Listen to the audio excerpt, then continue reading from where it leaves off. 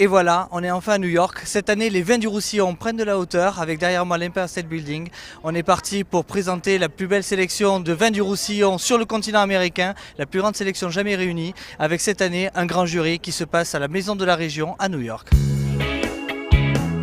Ah, l'Amérique, New York, Manhattan, welcome, bienvenue au pays de la démesure, du business et de la liberté. Des noms qui font rêver, une ville qui ne dort jamais, patriotique et sûre de ses succès planétaires. Pourtant, derrière les façades de ces gratte-ciel, chez les traders de Wall Street et au cœur de Central Park, se murmure une incroyable nouvelle. Les États-Unis sont en passe de rafler la première place mondiale des pays consommateurs de vin. Oui, les Américains consomment aujourd'hui plus de vin que les Français ou les Italiens. Et lorsque l'on sait que ce sont les enfants des baby boomers qui délaissent le plus la bière et le coca pour adopter une wine attitude et le mode de vie qui va avec, on peut se dire qu'ici, dream can come true, le rêve peut devenir réalité.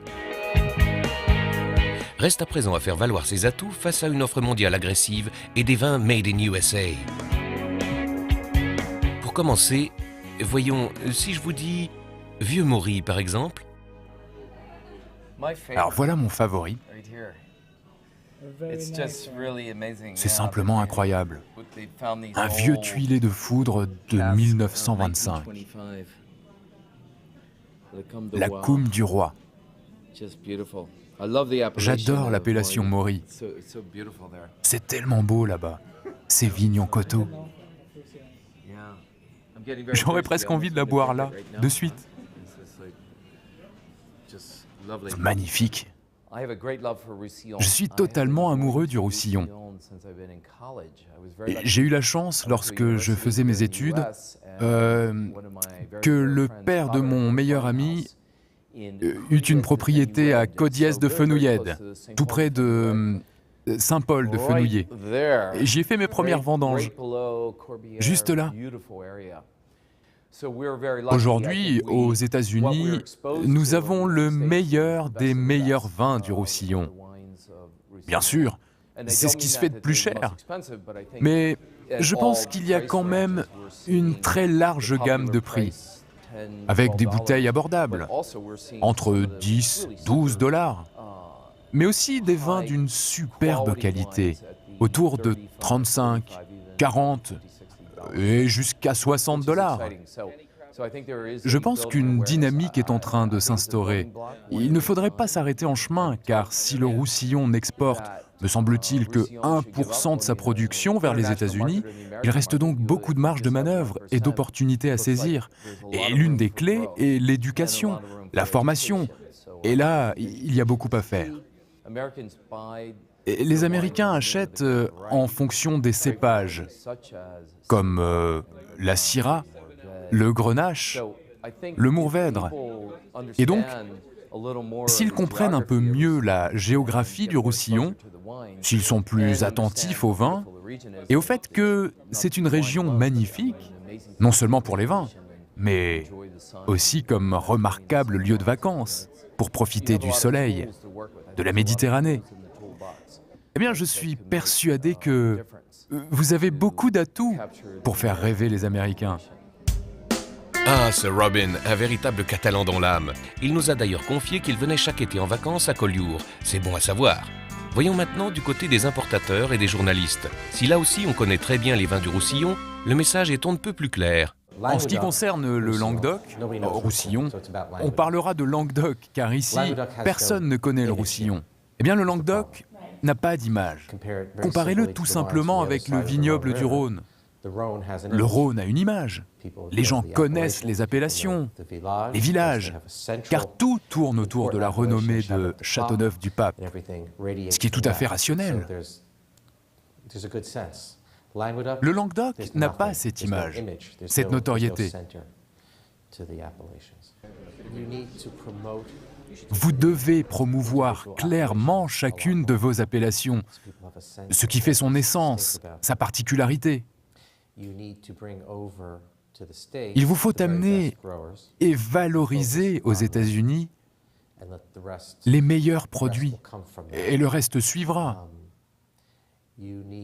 Incitez aussi la presse à écrire plus spécifiquement sur vos différents terroirs, et non pas à les présenter dans leur ensemble. Ne mettez pas en avant les vins trop bon marché, ni les vins génériques. Évitez les cépages internationaux. Mettez plutôt en exergue vos meilleurs producteurs, vos terroirs, ce qui intéresse vraiment les gens. Et pensez restaurant. Les restaurants, ils mettent en avant ce qui se fait de meilleur. Pour ma part, je rajoute sur la bouteille mon nom, mon logo, mon site internet, pour que les consommateurs puissent trouver des informations sur ces vins et en découvrir de nouveaux.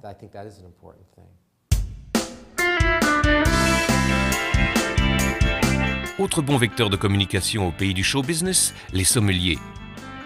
Ici, au Cirque, restaurant préféré des stars de cinéma, la cave tient le beau rôle.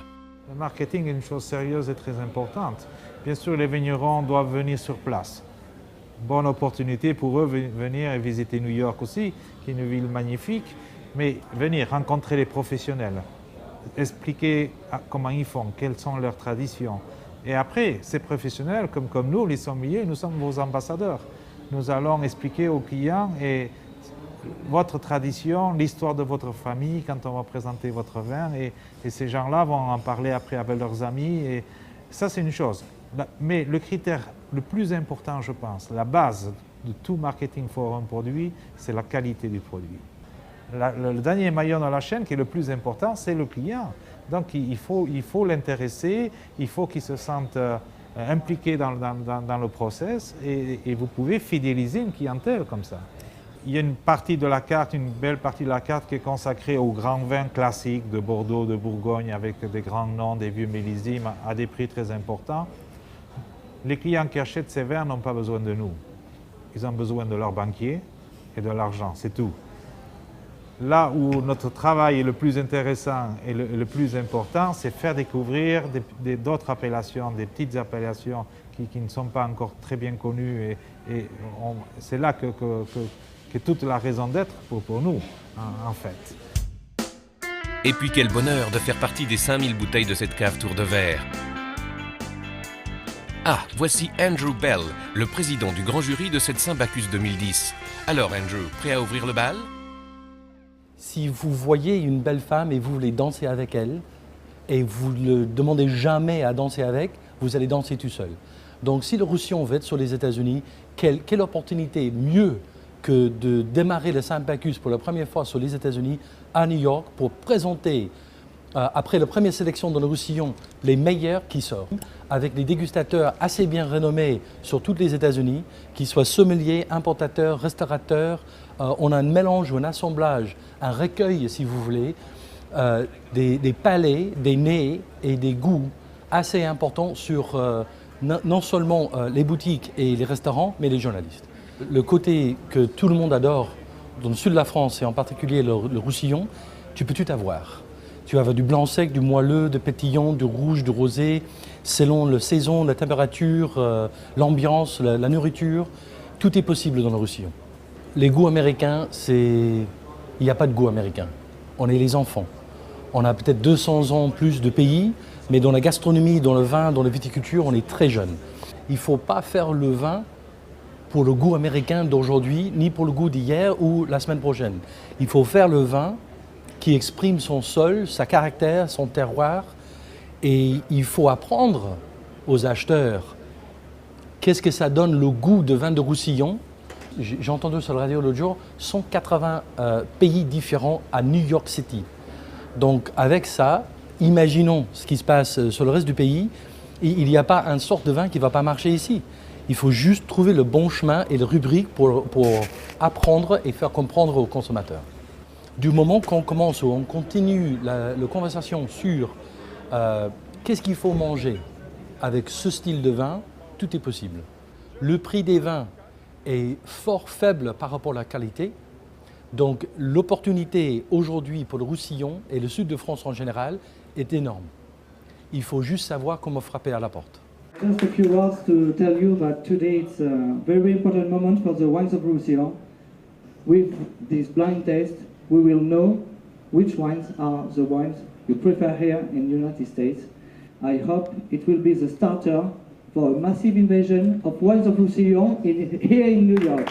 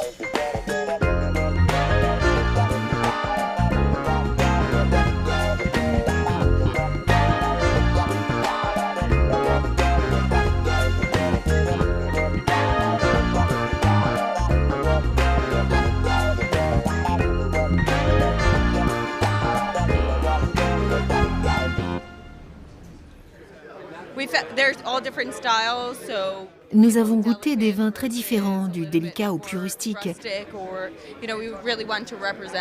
Mais nous voulions récompenser les plus typés terroirs, et pas seulement ceux qui correspondaient au goût américain.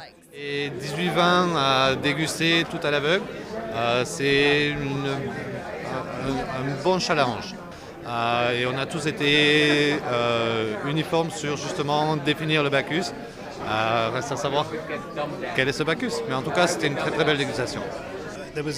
Nous avons eu affaire avec un beau panel de vins que nous avons classés en 2 catégories. L'une plus typée par les cépages, l'autre plus travaillée en termes de vinification. J'ai été impressionné par les progrès réalisés en Languedoc-Roussillon. Tous ces vins étaient très aromatiques, faciles à boire, pour lesquels il n'est pas nécessaire d'attendre trop longtemps pour les apprécier, avec toutefois une belle structure. Les vins étaient extrêmement bons. Il y avait beaucoup de vins qui j'avais l'impression, voulaient être modernes et le style pour le goût américain. Je ne sais pas s'ils vont être contents, parce que c'est pas sûr qu'ils ont pris la journée. Parce que les dégustateurs qui sont venus, c'est les puristes. Et eux, ils voulaient le région, le terroir, le soleil, le climat qui sortait. Donc, ça va être intéressant de voir ce qu'on pense en juin dans le Roussillon pour la grande fête. Mais c'était excellent. Merci d'être venus. C'était fabuleux.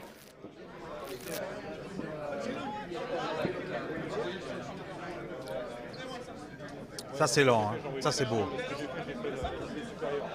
Ça avec un bon chocolat et une belle fille à côté. Je veux dire, on peut mourir dans les 5 minutes qui suivent. On n'a pas besoin de plus de bonheur dans la vie. Cheers.